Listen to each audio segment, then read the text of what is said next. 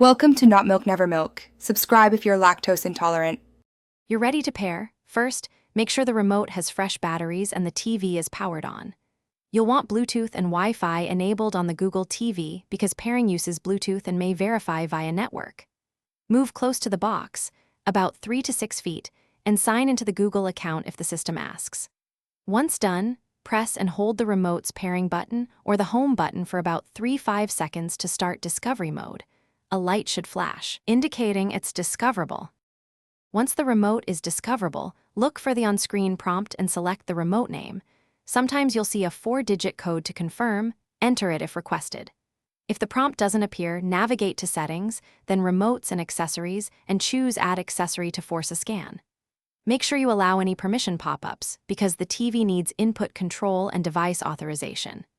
If pairing stalls, release the button, wait 10 seconds, then retry. Repeated quick attempts can prevent a stable connection. After pairing, finish the short setup prompts.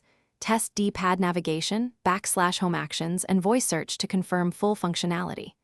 If something fails, try basic fixes first, reboot the TV, swap to new batteries, and repeat pairing. If that doesn't work, reset the remote by holding home and back for about 10 seconds, then pair again. Finally, make sure the TV's firmware is current via system right arrow about right arrow system update. Outdated software often blocks accessories, so update and retry pairing if needed. Thanks for watching. If this was helpful, leave a like and consider subscribing. See you next time.